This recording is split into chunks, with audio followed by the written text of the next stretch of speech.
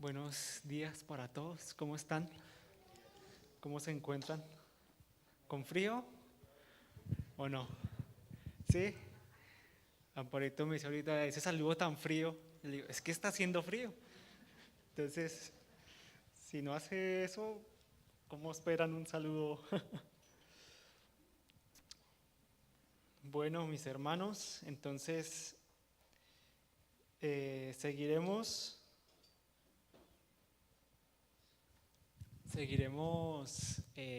estudiando este tema que iniciamos ya hace unos 20 días, que es hablar acerca de las doctrinas de la gracia, o también conocidos como los 5 puntos del calvinismo.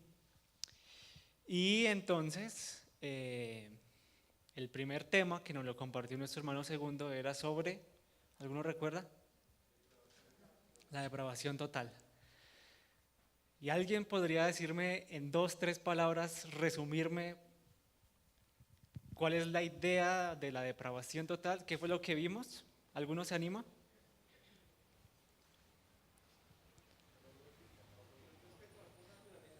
El hombre es pecador por naturaleza, ¿sí?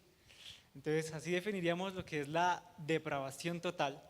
Y es importante iniciar ahí y hacer un puente con lo que veremos entonces durante los próximos domingos, y es hablar del segundo punto, que es acerca de la elección incondicional. Entonces, para los que toman ahí apuntes, entonces el primer punto es depravación total. El segundo, que es el que vamos a analizar, es la elección incondicional, o también conocida, y así también la vamos a llamar, como elección inmerecida. De pronto ahí ya se hace un poco más la idea de lo que, a dónde apunta este tema. Entonces vamos a ver la elección inmerecida. Pero es importante nosotros empezar a hablar y partir entonces desde el primer punto que compartía nuestro hermano segundo, que es la depravación total. Y si ustedes recuerdan, la manera como lo desarrolló segundo en sus enseñanzas, básicamente se tocaron 3 puntos. El primero es que el hombre no puede entender el bien. El segundo es que el hombre, por lo tanto, no puede hacer el bien. Y también se analizó y se revisó que el hombre es corrupto desde su concepción, desde, la, desde antes de que nazca el hombre, está manchado por el pecado. Entonces, básicamente, ahí nos quedamos. Eso es lo que, como quedó el tema hace 8 días, sobre la depravación total y la condición entonces en la que se encuentra el hombre. Ahora yo les quiero plantear un problema y cualquier respuesta es válida.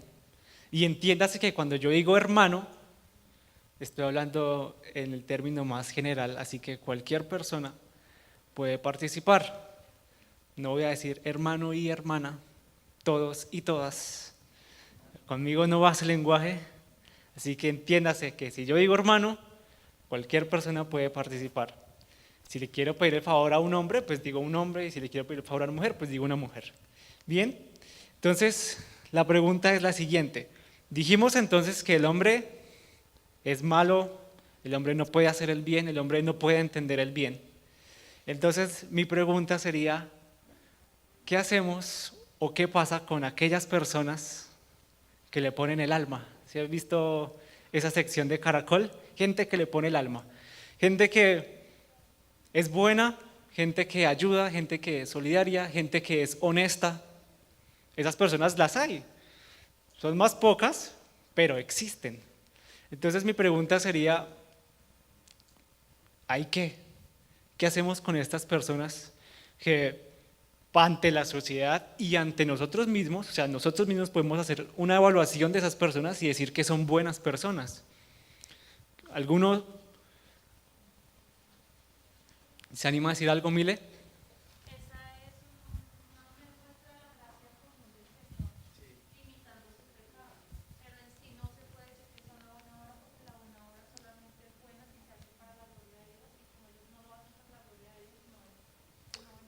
Bien, listo, gracias. ¿Todos escucharon?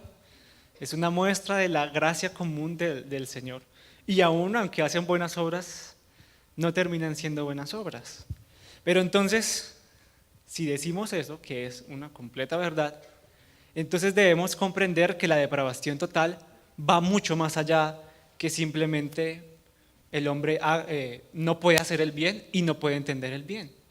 Si decimos que hay y existen y las conocemos muchos de nosotros, personas buenas, entonces la depravación total y lo que hemos visto apunta a algo mucho más allá, simplemente que el hombre es malo y ya. Y ese es el punto con el con el que nos quedemos cuando hablamos de la depravación total. Y es el siguiente, es que el hombre está manchado en todas sus áreas, en todas sus facultades por el pecado. Y entonces el resultado de eso es que el hombre está incapacitado para buscar a Dios. Cuando hablemos de la depravación total, que se nos quede esto grabado. El punto con el tema de la maldad del hombre es que su maldad lo deja inhabilitado para buscar a Dios, para someterse, para buscar a Dios, para desear a Dios y para someterse a Dios. Eso no se les vaya a olvidar porque se les va a estar recordando. Hablamos de la depravación total. Bien, el hombre es incapaz de buscar a Dios, desear a Dios y de someterse a Dios. Ese es el punto y el corazón de la primera doctrina que veíamos, que era de la depravación total. Y entonces aquí yo tengo al frente a mi hermano Wilmer. Yo no sé si trajo su Biblia, que es bastante... ¿No la trajo? Hoy sí nos iba a servir su Biblia y no la trajo mi hermano. Tráigala dentro de 8 días. ¿La tiene el celular? Bueno, por favor, ayúdeme usted, es que solamente lo puede hacer usted. Romanos capítulo 1, versículos 18 al 20. Y vamos a ver entonces la razón, ¿sí? Para esto hay una razón bíblica de por qué decimos, y hablamos de la depravación total. ¿Alguno me recuerda? El hombre es incapacitado ¿de qué? De buscar a Dios, desear a Dios y de someterse a Dios. Y para eso hay una razón. ¿Ya lo encontró? Por favor, con voz fuerte. Del 18 al 20, ¿sí? Sí.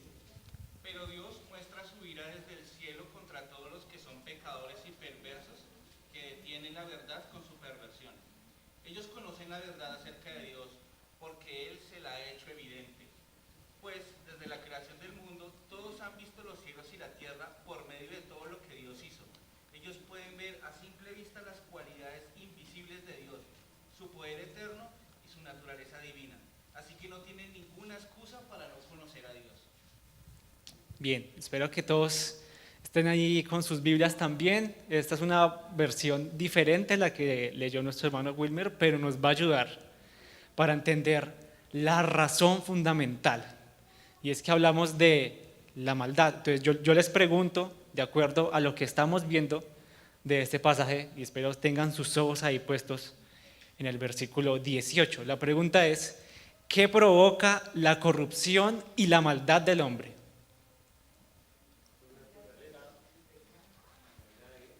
¿Qué provoca? Versículo 18. Léanlo detenidamente. ¿Cuál es el resultado de la maldad del hombre, de su pecado, de su corrupción? ¿Qué dice mi hermana Cecilia? Detienen la justicia, dice la versión que yo tengo acá, que es la Biblia de las Américas, restringen la verdad. ¿Qué provoca la maldad del hombre? ¿Qué provoca su corrupción? Que va a restringir la verdad de Dios. Entonces, la razón por la que el hombre está incapacitado para buscar a Dios, para desear a Dios y para someterse a Dios, es que su propio pecado restringe la verdad de Dios. No es el tema no queda al aire simplemente decir que el hombre es malo y no puede hacer el bien, sino que el hombre con su propio pecado está restringiendo la verdad de Dios, y esa es la razón por la cual entonces no lo puede buscar, no lo puede desear y no puede someterse a Dios. De manera natural, el hombre es incapaz. Entonces, con todo lo que estamos diciendo es que el hombre por sí mismo es incapaz de buscar a Dios. No hay manera, ¿sí? Y como lo dijo nuestro hermano segundo, como todo hombre, desde que nace, es pecador, el producto de su pecado es que va a restringir la verdad de Dios. Entonces, lo natural en el hombre es que no busque, no desee a Dios y no quiera mucho menos someterse a Dios. Y voy a ilustrarlo con una película que vi hace poco. Se llama, pero no sé si tiene el artículo, Los Justicieros o Justicieros, no recuerdo muy bien ahorita. Pero bueno, es nueva, la pueden ver, una película interesante.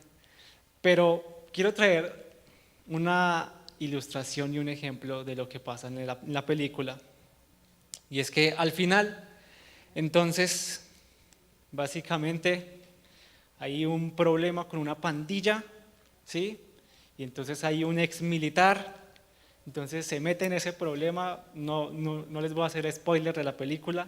El punto es que al final, entonces llegan los de la pandilla a la casa de este ex militar, les pegan una balacera, entonces amarran al militar, lo sacan de la casa, obviamente está amarrado, está puesto de rodillas, le están apuntando con 10 pistolas y al frente entonces está su hija y el duro de la pandilla entonces va a matar a su hijo. Entonces él está ahí, el duro, el chacho de la pandilla, apuntándole a la hija de este militar, pero él no puede hacer nada. ¿Por qué no puede hacer nada? Está encadenado, está aprisionado, está amarrado, le están apuntando con 10 pistolas en la cabeza. El punto es, con esto y a lo que los quiero llevar, es que por más que él quiera salvar a su hija, no lo va a poder hacer. Está incapacitado. Le están apuntando, él se llega a mover lo más mínimo y también lo van a matar. Entonces, yo sé que esta ilustración no es perfecta, pero me va a servir más adelante también. El punto es que el hombre está incapacitado. Ese padre, para salvar a su hija, él no lo puede hacer por sí mismo. Entonces esto nos muestra que estamos en una situación, haciendo un puente con lo que vimos de la depravación total, es que el hombre es incapaz. El hombre es incapaz de buscar a Dios, de desear a Dios y de someterse a Dios. ¿Cuál es la razón de eso? Su pecado. ¿Qué provoca el pecado del hombre? Ya lo dije ahorita. Detiene la verdad, restringe la verdad. Esa es la razón. Entonces, el por qué es bastante sencillo. Ahora, yo quiero que tengamos en cuenta algo, y es un error que debemos evitar, y es crear un conflicto, es hacer un conflicto entre dos verdades que son ciertas, en este caso más específicamente entre dos atributos de Dios que son ciertos, pero muchas veces cometemos el error de colocarlos en conflicto. A esto se le conoce, para los que toman apuntes y les gustan los términos técnicos, esto es una antinomia, para que lo tengan presente. Una antinomia es crear o hacer un conflicto entre dos verdades que son ciertas. Y mi punto con esto es lo siguiente: nosotros debemos tener mucho cuidado, mis hermanos, en hacer esto con el Señor. ¿Por qué? Yo recuerdo que hace muchos años el mejor método o el método para evangelizar más común era hablando de un Dios dictador. Entonces, este Dios dictador se basaba era en el miedo. Si usted no se arrepiente, si usted no cree en el Señor, entonces se va a ir al infierno y va a recibir la ira. Entonces se predicaba y se evangelizaba con un Dios dictador, con un Dios que generaba era pánico y generaba era terror. Y ahora nos hemos ido al otro extremo y es sobre que se basa a evangelizar sobre un Dios tolerante, un Dios de amor, lo dicen, ¿no? Entonces, en este extremo, la manera de evangelizar es, no te preocupes, si tú eres así, no pasa nada. El Señor te ama tal cual eres. No necesitas cambiar, el Señor te quiere así. Solamente ven y acéptalo, abre tu corazón a Él. Y hemos creado entonces un conflicto entre dos verdades que son ciertas. ¿Cuáles son esas dos verdades? La justicia de Dios y su amor. Y podríamos cometer el error de cuando hablamos de la depravación total, irnos a un extremo y hablar tanto de la justicia de Dios y de su ira, que se nos olvida que su amor, se nos olvida su gracia. Entonces tengamos mucho cuidado, mis hermanos, porque Dios, no podemos decir que su justicia es más que su amor, no podemos decir que su misericordia es más que su ira. Todos sus atributos están completos y están a la par. No hay uno que sobresalga por encima de otro. Gracias a Dios, Fiverr no dijo esto el miércoles en la clase de escuela dominical, de escuela bíblica, porque dije, donde lo llegue a decir, va a pensar que lo voy a decir por él, porque yo ya lo tenía preparado para el miércoles esta enseñanza. Entonces dije, donde lo llegue a decir, me meto en un problema porque va a pensar que es para él. Pero gracias a Dios, no lo dijo. ¿Lo iba a decir? Entonces, después resolvemos. Pero yo he escuchado a personas decir, algunas en ignorancia, pero con buen corazón, no con necedad, hacer el comentario de decir, yo pienso que el atributo más importante de Dios es su santidad, ¿sí? Y dan argumentos, ¿no? Porque la Biblia dice, Dios es 3 veces santo.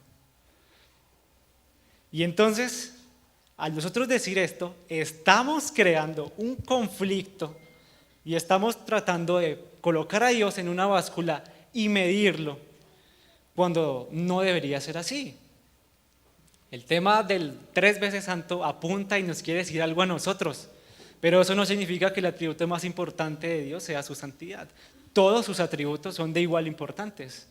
Si decimos entonces que su santidad es 3.0, entonces su amor es 2.5. Pero si decimos que su amor es 2.5, entonces no está completo su amor. Y si no está completo su amor, entonces no puede ser Dios. ¿Me hago entender? No caigamos en el error de medir a Dios, de colocarlo en una báscula y pensar nosotros que un atributo es más importante que otro, simplemente porque nos gusta más.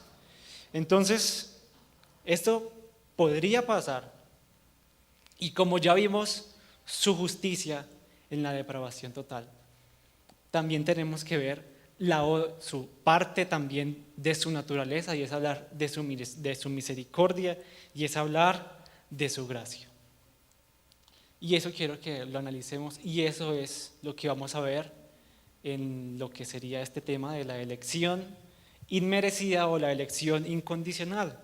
Aquí vamos a ver un reflejo también de su misericordia y de su amor, de su gracia, aunque también se ve su justicia.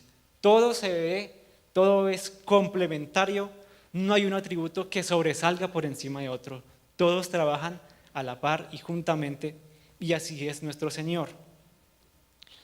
Entonces, ya dijimos que el hombre es incapaz, el hombre está inhabilitado. Y les vuelvo a preguntar, ¿inhabilitado o incapaz para qué? Para buscar a Dios, para desear a Dios y para someterse a Dios. Entonces, yo les quiero preguntar, y voy a volver a la ilustración de la película. La única manera, ya entendemos, que ese papá no va a poder salvar a su hija. ¿Por qué? Porque está amarrado y le están apuntando con 10 pistolas. ¿Cuál es la única manera de que salven a su hija? Y no me vayan a decir que el que le va a disparar tenga compasión de ella.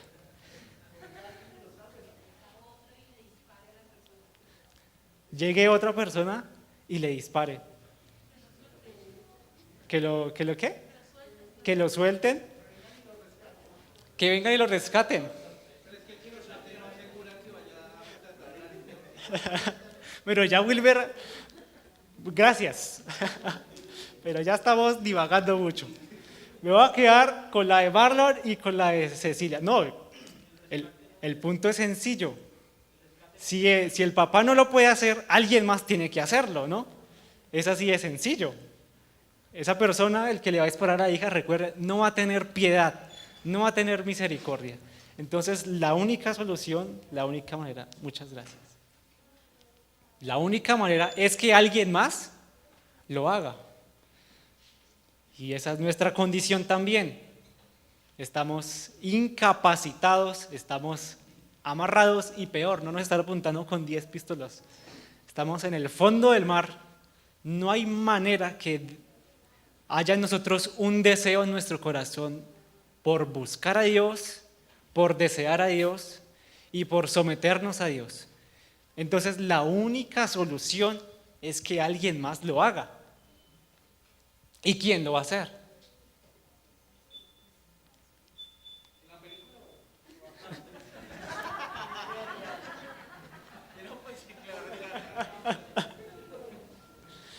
Estamos hablando del hombre, no de la película. ¿Quién lo va a hacer? El único que lo puede hacer. Los invito a que abran sus Biblias y busquen Efesios capítulo 1, versículo 3 al 6. Y voy a pedirle el favor a otro hermano que me ayude leyendo este pasaje. Efesios capítulo 1, versículo 3 al 6. Espero todos estén ahí con sus Biblias. Nos vamos a quedar ahí lo que queda de tiempo.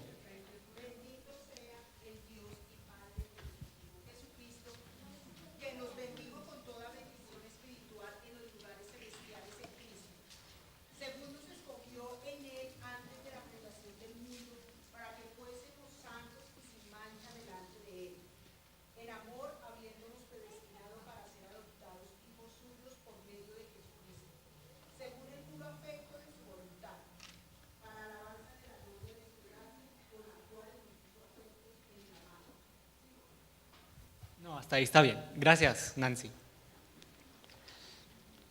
Espero todos estén ahí en sus Biblias y lo tengan ahí porque nos vamos a quedar. Efesios capítulo 1, 3 al 6. Hay una palabra que yo sé que a muchos de ustedes les gusta y que la leímos y aparece ahí, y es predestinación. Esa palabra no sé la razón, pero nos gusta bastante, ¿no? Nos gusta mencionar y nos gusta estudiar esa palabra predestinación. Hoy vamos a ver un poquito qué es este tema de la predestinación. Pero antes de empezar a abordar y hacer preguntas al texto, volvemos. El hombre, hablamos de la depravación total, el hombre es incapaz de buscar a Dios, de desear a Dios y de someterse a Dios. Pero esto se complementa con otra cosa de nuestro Señor. Para los que estuvieron en la escuela bíblica los miércoles, estuvimos hablando acerca del reino de Dios. Y espero ustedes se acuerden de este punto. Dijimos que cuando hablamos del reino de Dios tenemos que mencionar 3 características, o hay 3 elementos que las vamos a ver cuando nos referimos al reino de Dios. ¿Alguno de ustedes recuerda cuáles son esos 3 elementos?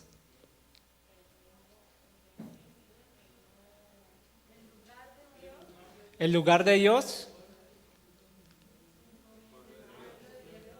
el pueblo de Dios y el gobierno de Dios. Muy bien. Espero no se les haya olvidado porque ha pasado un mes. Hablamos de el pueblo de Dios, hablamos de el lugar de Dios y hablamos de que este pueblo en ese lugar va a estar sometido al gobierno de Dios. ¿Y esto por qué se complementa? Porque Dios no tenía la necesidad de primeramente crear al hombre, pero aún así lo creó para compartir su gracia y compartir su gloria. Y aún cuando el hombre es infiel al Señor y desobedece lo que Dios ha dicho, las promesas o los propósitos de Dios no cambian. Y esto es importante porque entonces decimos que aún cuando el hombre peca, aún cuando el hombre es malo y en su corrupción no puede buscar a Dios y no puede desear a Dios y no puede someterse a Dios, el Señor no cambia y Él sigue cumpliendo sus promesas de que Él quiere habitar con su pueblo. Y esto es muy importante, mis hermanos, porque no nos podemos olvidar también de hablar de la inmutabilidad de Dios. El Señor no cambia. El pastor Humberto siempre menciona un versículo de Santiago que dice que en Dios no hay mudanza ni sombra de ¿qué? De variación. El Señor sigue siendo el mismo. Entonces, aún con el pecado del hombre, aún con la maldad del hombre, el Señor sigue siendo bueno y sus promesas no cambian. Antes de que se vaya Leo, quieto ahí, quieto ahí. Oye, se llega a ir y se me pierde la ilustración. Estamos hablando de la predestinación. Entonces voy a ilustrarlo de la siguiente manera.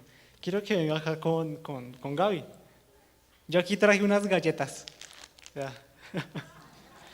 Y estas galletas son para Gaby. Toma. No dijo gracias. Muy bien, me sirve. Muchas gracias. Me salió tal como lo había planeado. ¿Por qué? Los que conocen a Gaby saben que es una niña que tiene amor, pero que no lo expresa. ¿Sí? Hace 8 días yo estaba sentado al lado de Jorman. Llegó Gaby, saludó a Jorman, no me saludó a mí, saludó a Jorman, y entonces Jorman la saludó, todo bien, papá. Y al finalizar como a las 12, cuando nos íbamos a ir, hace 8 días, Jorman feliz, entonces fue a despedirse de Gaby. ¿Y ustedes qué creen que hizo? Le dio la espalda y se fue. ¿Yo qué quiero decir con esto? Yo pude haber dado las galletas a otro niño un poco más expresivo con su amor. Hay algunos niños que se me acercan más a saludarme, por lo menos Sofía, la niña de Arthurs. Si fuera una cuestión de méritos, la última niña a la que le daría las galletas sería Gaby. Pero el punto es que no se trata de méritos. No es una cuestión de que yo hice algo o haga algo para recibir o para merecer un favor o para merecer un regalo. El punto es con el Señor que de la misma manera no depende de nosotros. ¿Por qué? ¿Qué? Porque el hombre es malo. No hay manera que el hombre decida buscar a Dios, decida desear a Dios y decida someterse a Dios. Pero el Señor libremente, y por eso decimos que es una elección inmerecida, porque no depende ni de nuestros esfuerzos, ni depende de nuestros méritos, porque si fuera entonces de esa manera, hicimos todos los méritos, hicimos todo lo necesario para no merecer ni una pizca de su misericordia, ni una pizca de su gracia. Y por eso es una elección inmerecida, porque no hicimos absolutamente nada por ella. El Señor la dio libremente. No depende de nuestras habilidades, no depende de nuestros méritos, mucho menos de nuestras virtudes, mucho menos de que seamos buenos. Ahora, quiero que vuelvan a Efesios y pongan sus ojos en el versículo 3 al versículo 6. Y yo quiero que estén muy pendientes y lean detenidamente, porque yo les voy a preguntar y ustedes me van a responder. Estamos diciendo que hay una elección, ¿no? Que es una elección inmerecida. No la merecemos, pero vamos a desarrollar un poquito más el tema de la elección. Ahora, a partir del versículo 3, yo quiero entonces que me respondan esta primera pregunta. Y la pregunta es, ¿quién escoge? ¿Algún hermano que vuelva a leer Efesios del 3 al 6, capítulo 1? Bendito sea el Dios, Padre de nuestro Señor Jesucristo, que nos ha bendecido con toda bendición espiritual en los lugares celestiales en Cristo. Porque Dios nos escogió en Cristo antes de la fundación del mundo, para que seamos santos y sin mancha delante de Él. En amor nos predestinó para adopción como hijos, para sí mediante Jesucristo, conforme a la buena intención de su voluntad, para alabanza de la gloria de su gracia, que gratuitamente ha impartido sobre nosotros en el amado. Bien, gracias. Entonces la pregunta es, de acuerdo a lo que acabamos de leer y lo que ven en sus Biblias y los versículos que están en las pantallas, ¿quién es el que escoge? Dios el Padre, más específicos. ¿Por qué decimos que Dios el Padre? El versículo anterior al 3, o sea el 2, lo va a decir, gracia y paz a ustedes de parte de nuestro Dios Padre y Señor Jesucristo. Bendito sea el Dios y Padre de nuestro Señor Jesucristo, que nos ha bendecido con toda bendición espiritual en los lugares celestiales en Cristo, porque Dios nos escogió. Está haciendo una conexión específicamente con Dios Padre. Entonces, el que escoge es Dios el Padre. Ahora la siguiente pregunta es, y ojo, ¿por medio de quién escoge Dios el Padre? De Cristo. Dice el versículo 4, porque Dios, Padre, nos escogió en Cristo, nos escogió a través de Cristo. Esta elección la hace el Padre y la hace a través ¿de quién? De Cristo. ¿Por qué la hace a través de Cristo? Y es la siguiente pregunta. Bueno, antes de esa, la pregunta que quiero hacerles es, ¿cuándo fue la elección? Antes de la fundación del mundo. Entonces vamos así. Dios el Padre escoge, ya vimos que Él tiene que escoger. ¿Por qué? Porque el hombre está ¿qué? Es incapaz, está incapacitado. Entonces, según con nuestra ilustración y nuestro ejemplo de la película, alguien más tiene que hacerlo. Entonces, Dios el Padre escoge a través de Cristo. ¿Cuándo ocurrió esa elección? Antes de la fundación del mundo. Esto es otro punto para nosotros decir que la elección es inmerecida. ¿Por qué? Porque esta elección ocurrió antes de que nosotros naciéramos, antes de que se independizara Colombia, antes de que descubrieran América, antes del diluvio, antes de la creación del mundo. Fue desde la eternidad pasada que Dios hizo esta elección. Esto nos muestra una vez más que no depende por nosotros, no depende de nuestros méritos, no depende de lo que nosotros hayamos hecho, porque ocurrió antes de que pasara. ¿Cuándo fue? Antes de la elección, antes de la fundación del mundo. Ahora, la siguiente pregunta es, ¿cuál es el propósito de esa elección?